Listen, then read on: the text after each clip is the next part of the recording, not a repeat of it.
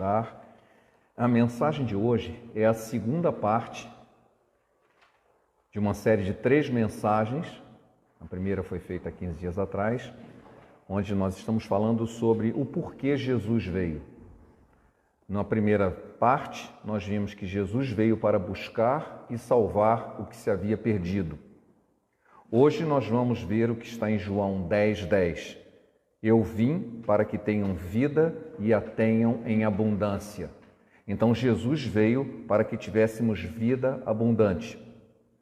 Na terceira parte, que vamos ver daqui a 15 dias, será que Jesus veio para destruir as obras do diabo. Então são 3 partes. Por que Jesus veio? Ele veio para buscar e salvar o que se havia perdido, ele veio para que tivéssemos vida abundante e ele veio para destruir as obras do diabo. Vamos orar? Pai, nós te louvamos porque a Tua Palavra nos transforma, a Tua Palavra fala ao nosso coração, a Tua Palavra é o melhor caminho de entendermos a Tua vontade. Fica conosco agora, que o Teu Espírito esteja nos ministrando e através não apenas dos que estão presentes, mas através daqueles que ainda vão ouvir essa mensagem pela internet, que esteja edificando as nossas vidas, esteja falando ao nosso coração. É o que te pedimos em nome de Jesus. Amém. Eu vim para que tenham vida e a tenham em abundância. De que será que trata essa vida abundante que Jesus veio para que nós tivéssemos? Certamente não é ficarmos ricos. Existem um grupo de pessoas adeptos a uma teologia herética, uma teologia da prosperidade, que diz que nós estamos aqui e nós seremos abençoados com toda sorte de bens materiais, que Jesus quer que nós tenhamos carros, casas, bens materiais, saúde.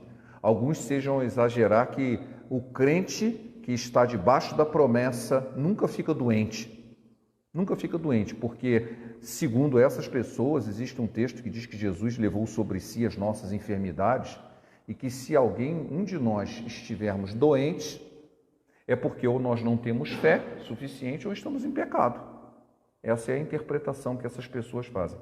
Alguns desses líderes, quando ficam gripados, e eles se escondem, não vão à igreja, arranjam uma desculpa. Como é que eles vão provar que a fé deles diminuiu, eles ficaram gripados? Isso é uma deturpação, isso é um desconhecimento da palavra. Não apenas um desconhecimento, mas uma proposital deturpação da palavra de Deus. Quando Jesus está falando que ele veio para que tivéssemos vida abundante, ele não está se referindo a bens materiais. Como é que eu sei disso? Porque ele mesmo disse em Lucas 12, capítulo 12, versículo 15, então lhes recomendou, tende cuidado e guardai-vos de toda e qualquer avareza, porque a vida de um homem não consiste na abundância dos bens que ele possui. Ora, o próprio Jesus está dizendo que a vida de um homem não consiste da abundância dos bens que ele possui.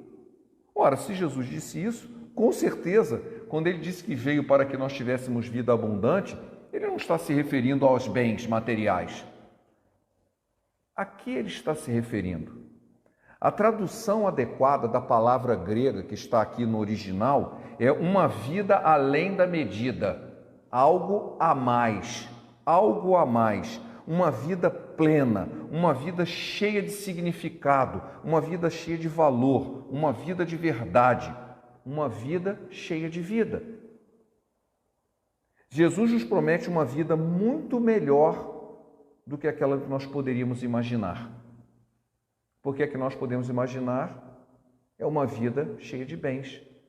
Talvez não. As pessoas que pensam isso são aquelas que já têm uma vida estabilizada e eles querem algo a mais em forma de bens. Mas quem está em sofrimento gostaria de ter uma vida tranquila. Quem está com fome gostaria de ter a sua fome saciada. Então, a noção do que é uma vida abundante depende muito dos problemas que cada um está passando e do tipo de vida que cada um está vivendo. Mas a vida que Jesus tem, a qual ele considerou como vida abundante, eu gosto de ver em 1 Coríntios 2:9. Nem olhos viram, nem ouvidos ouviram, nem jamais penetrou em coração humano aquilo que Deus tem preparado para aqueles que o amam. aquilo que Deus tem preparado, Ele tem preparado algo muito, muito bom. E certamente não é medido com bens materiais, não é medido através da nossa conta bancária. Deus é poderoso para fazer infinitamente mais do que tudo quanto pedimos ou pensamos, conforme o seu poder que opera em nós. Está em Efésios, capítulo 3, versículo 20. Sim, Ele é poderoso para fazer muito mais. Não importa a situação em que cada um se encontre, seja de abundância de bens materiais, seja em total ausência de bens materiais, sejam em problemas que do ponto de vista humano não tem solução, sejam angústias, sejam perseguições, seja espada, como disse o apóstolo Paulo. Deus está conosco e Ele tem uma vida muito superior àquela que jamais podemos imaginar, porque Ele pode fazer infinitamente mais do que tudo que nós pedimos ou pensamos. Sim, então a vida abundante para a qual Jesus veio é uma vida espiritual, não material. Deus não está tão preocupado com as circunstâncias físicas ou a abundância delas. O que Ele nos garante, Jesus disse isso, é que nós não precisamos nos preocupar com o que havemos de comer ou o que havemos de vestir. Quando Jesus fez a comparação assim, olha os lírios do campo, eles não semeiam, não ceifam, tampouco, mas eu te digo que nem Salomão, em toda a sua glória, se vestiu como qualquer um deles. A mesma coisa dos pássaros, que Deus dá o sustento. As bênçãos físicas, elas podem ou não fazer parte da nossa vida. A nossa riqueza ou pobreza não tem nada a ver com o nosso relacionamento com Deus. Uma pessoa rica pode estar muito distante de Deus, enquanto uma pessoa pobre pode estar em uma comunhão perfeita com Deus. Não é a abundância de bens materiais que qualifica a nossa posição com Deus. Embora algumas pessoas acham que a bênção de Deus é a prosperidade material. Quanto mais você seja abençoado, você mais rico fica. Infelizmente, alguns líderes, eu me lembro que quando eu estava no seminário, eu vi chegando um seminarista dirigindo um carro, que para a época, né, não era todo mundo que tinha carro, né? Isso foi há mais de 40 anos. E eu vi um outro seminarista assim, ministério abençoado. Por que ele era abençoado? Porque ele tinha um carro? É essa a maneira de medir o ministério, quando o pastor tem um carrão? Com certeza não é essa a maneira de Deus ver isso. Ministério abençoado quando pessoas estão sendo edificadas, quando pessoas estão sendo ensinadas a terem verdadeira experiência com Deus, quando pessoas estão tendo suas vidas transformadas pelo poder de Deus. E isso é um ministério abençoado, que pode ser feito numa favela, pode ser feito sentado no chão, pode ser feito debaixo de uma árvore, como muitas pessoas, eu sei o Felipe, filho da Maitê, esteve em Cuba e uma igreja abençoada lá se reúne debaixo de uma árvore. Não tem salão para eles se reunirem, o governo não deixa, mas é uma igreja abençoada. Se reúne todos os domingos numa praça debaixo de uma árvore.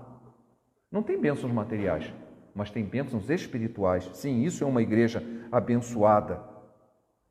Deus há de suprir as nossas necessidades. A nossa vida abundante advém do suprimento que Deus nos dá das nossas necessidades, sejam elas quais forem. Se é uma necessidade emocional, se é uma necessidade espiritual, se é uma necessidade material. O meu Deus, segundo a sua riqueza em glória, há de suprir em Cristo Jesus cada uma das vossas necessidades. Filipenses 4, 19. Quero ler também Filipenses 4, de 11 a 13. Diz o seguinte: digo isso, não por causa da pobreza, porque aprendi a viver contente em qualquer situação.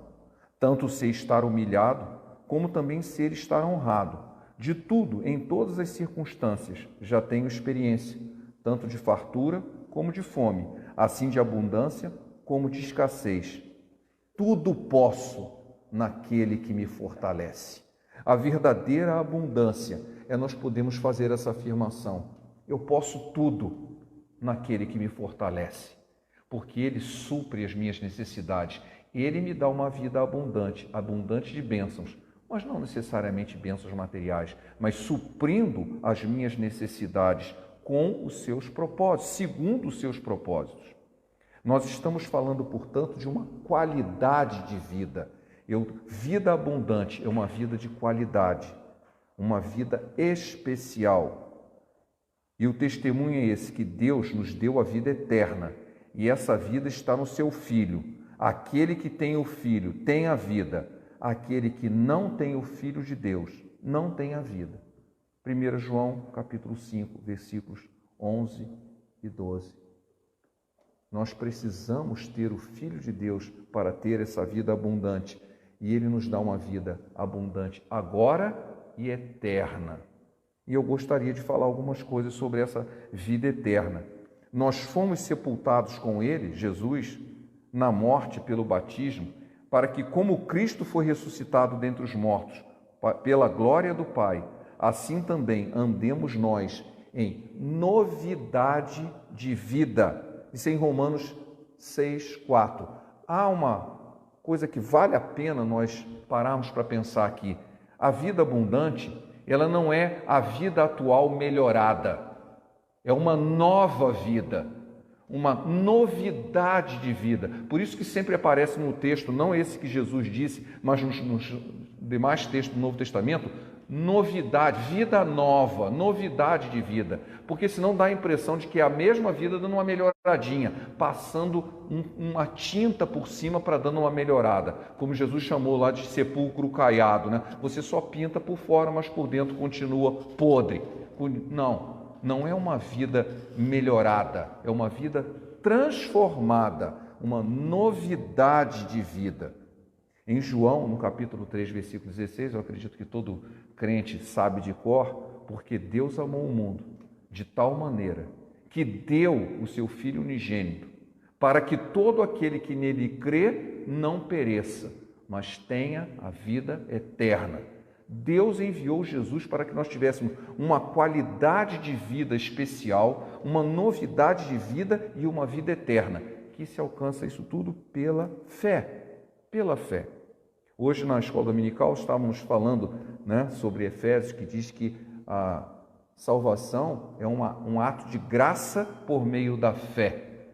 Fé e graça operando juntos para um mesmo objetivo, que é a salvação. Salvação de quê? Dos nossos pecados, do destino eterno de um juízo em função do pecador que vai nos condenar. Então, nós teremos uma vida eterna na presença de Deus, uma vida eterna em glória, que começa aqui com uma vida transformada, uma vida abundante, e essa abundância se propaga para a eternidade.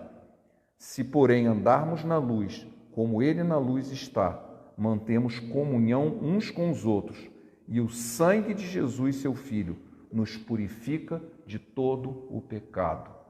Há uma certa dificuldade em entender, há um certo evangelho intelectual que transforma a fé em algo simplesmente fruto da mente da pessoa. Mas o que a Bíblia diz é que essa transformação é um poder real de transformação da vida, que pelo sangue de Jesus nós temos purificação dos pecados, transformação do pecador. E isso é que dá a nova vida, uma vida liberta do poder do pecado, não liberta do pecado, porque ele está em torno de nós. Nós podemos pecar, mas liberta do poder do pecado, que não tem mais poder sobre nós. Nós podemos não pecar. Antes, nós não podíamos não pecar, porque o próprio Senhor Jesus disse que aquele que é vencido pelo pecado se torna escravo do pecado. Então você não pode dizer não.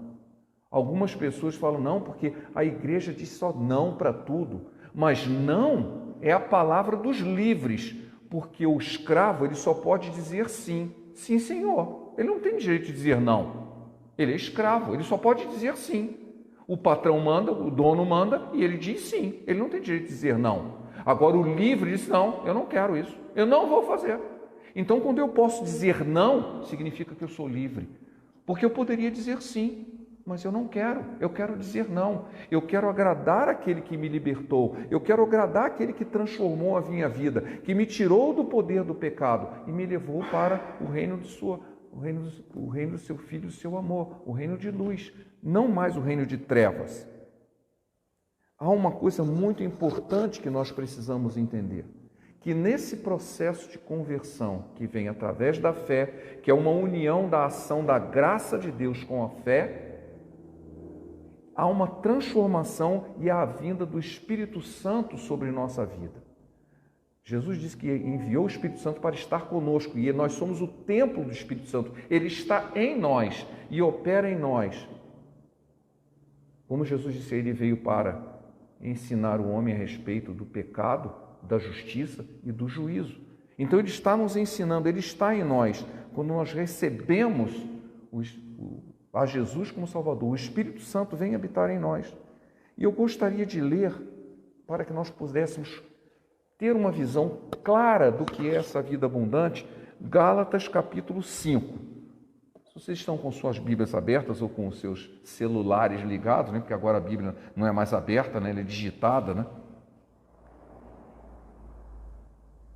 Eu vou começar do versículo 16 do capítulo 5 e eu quero ler sobre o fruto do Espírito.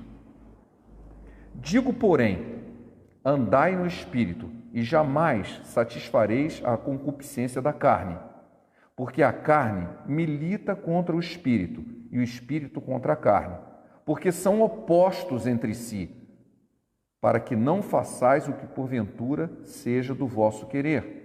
Mas se sois guiados pelo Espírito, não estais sobre a lei.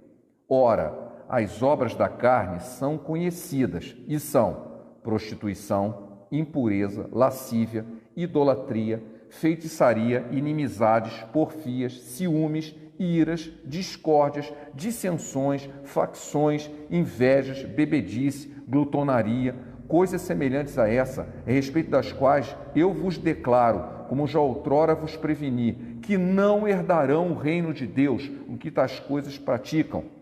Mas o fruto do Espírito é amor, alegria, paz, longanimidade, benignidade, bondade, fidelidade, mansidão, domínio próprio. Contra essas coisas não há lei. E os que são de Cristo Jesus crucificaram a carne com as suas paixões e concupiscências. Se vivemos no Espírito, andemos também no Espírito. Que bênção isso! Que bênção isso! Nós temos o Espírito Santo que nos permite deixar toda a natureza carnal e produzir fruto. E ele dá uma lista aqui do fruto. Algumas pessoas gostam de falar frutos, a gente prefere falar fruto, que está no singular. Por quê? Porque cada uma dessas coisas são gomos de um mesmo fruto, elas aparecem todas no mesmo fruto. Se você pegar um fruto, os gomos não são todos iguais em cada fruto, eles têm tamanhos diferentes. Então, aqui também, talvez alguém tenha mais alegria do que outro, ou mais longanimidade do que outro, porque são gomos de um mesmo fruto, mas todos eles estão no mesmo fruto, o fruto do Espírito. E eu gostaria que nós ficássemos pensando, para entender claramente o que é a vida abundante que Jesus nos dá. É o fruto do Espírito. Vou falar uma coisa para você, o dia que eu morrer, o dia que você morrer, aquele seu carrão, aquele carro que você lutou tanto para ter, ele vai passar para outro dono. A sua casa vai ter outro dono. A sua conta bancária, se alguém não transferir, o dono fica para o banco ou para o governo. As suas roupas vão ser doadas, talvez até jogadas fora, porque tem gente que é meio assim, não vou vestir roupa de defunto, né?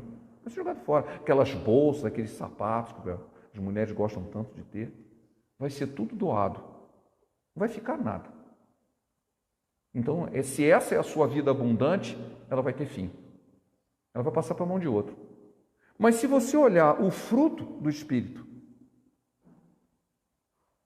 o que vai acontecer com a sua alegria? Vai continuar com você. O que vai acontecer com a sua paz? Vai continuar com você. Sua fidelidade vai continuar com você. Sua mansidão, seu domínio próprio, nós vamos levar conosco. É o fruto do Espírito que nós vamos levar para o céu. O resto vai ficar. Se você quer entender o que é a vida abundante, é o desenvolvimento do fruto do Espírito na sua vida, que vai trazer uma bênção enorme agora no presente e vai continuar com você para o céu. Porque o resto que pode ser bom. Não estou dizendo que os bens materiais, olha, não precisa, vamos todo mundo viver agora igual os monges antigos, né, que viviam que nem João Batista, né, pelo de camelo, comer gafanhoto, mel, andar descalço. Não, pode usar os bens materiais, né? Pode ter um celular chique, desde que seja para a honra e glória de Deus. Se for para ver besteira, nem não vale a pena não, está contaminando a sua alma. Você pode usar tranquilamente toda a parafernália que a ciência moderna trouxe. Não tem problema nenhum, mas lembre-se, vai ficar. Você não vai levar os seus aplicativos para o céu, não vai levar o seu celular, não vai levar nada disso, só vai levar o fruto do Espírito. O fruto irá com você. Por isso você deve se preocupar. A sua vida abundante é o fruto do Espírito. Se alguém diz, não, eu não sei o que é vida abundante, talvez seja uma vida que eu vou cantar, eu vou não sei o quê, só que logo depois você canta e fica triste de novo. Mas a alegria do Espírito não passa. O fruto do Espírito é a vida abundante que Jesus nos prometeu. E mais, ela vai conosco para o céu. Que é coisa melhor do que isso? Tudo mais, embora possa ser bom, vai ficar para trás. Não é isso que Jesus estava se referindo, não é com isso que Deus está se preocupando. Ele está querendo pessoas que vão para o céu com o fruto do Espírito. Muitas vezes, pessoas passam por muitas e muitas dificuldades. E ele diz assim, eu não entendo por que eu tenho que passar tanta dificuldade. Será que é para desejar ir para o céu mais rápido? Eu estou com tanto problema que eu quero ir para o céu logo. Se eu ficasse numa vida boa aqui, eu não ia querer ficar para o céu. Mas tem muita gente pregando isso. A vida está tão boa aqui que você não precisa desejar que Jesus volte. Não, eu quero ficar por aqui mesmo. Não é isso que Jesus está dizendo. Não é isso que Jesus está dizendo. Não é isso que Ele deseja. Um dia você irá para a presença dEle. Enquanto você estiver aqui, cumpra o seu propósito de ser abençoado e abençoador. Como Deus chamou Abraão, se tu uma bênção. Eu quero ser uma bênção. Nós acabamos de cantar isso aqui. Eu quero ser usado. E eu vou ser usado por quê? Para dizer que você tem que ser rico, você tem que ser poderoso, que você tem que ser isso. Não, eu quero ser usado para levar as pessoas a terem a experiência com Deus, para receberem o Espírito Santo e produzirem o fruto do Espírito, terem uma vida abundante, que permite que uma pessoa assim, tudo posso naquele que me fortalece. Como assim? Tudo posso naquele, um monte de problemas. Tudo posso naquele que me fortalece, porque em mim está o fruto do Espírito. Eu sou capaz de enfrentar qualquer situação pela fé, porque eu sei que Deus já me transformou e que Ele me permite enfrentar todas as situações. E mesmo que em algum momento eu venha a falecer, eu já tenho garantido a vida eterna na presença do Pai com o fruto do Espírito, porque tudo mais vai ficar para trás. Essa é a vida abundante que Jesus está nos prometendo. Por isso ele fala da novidade de vida. Por isso eu quero terminar essa palavra com um texto que eu gosto muito, que está em 2 Coríntios 5,17. Todo crente devia saber de cor. E assim, se alguém está em Cristo, é nova criatura, está vivendo vida abundante. As coisas antigas passaram, eis que se fizeram novas. Amém? Vamos orar. Pai, louvado seja o Teu nome, porque a Tua palavra nos emociona, a Tua palavra nos constrange, a Tua palavra nos leva a mais perto de Ti. Possamos compreender que a vida abundante que Jesus veio para nos trazer é o fruto do Espírito, que já está em nós e que precisamos cultivar. Ajuda-nos, Senhor, a deixar tudo o mais que não vem de Ti, tudo aquilo que não pertence a Ti, para trás, e termos uma vida santa, uma vida cheia de fruto, para a glória do Teu nome. Em nome de Jesus. Amém.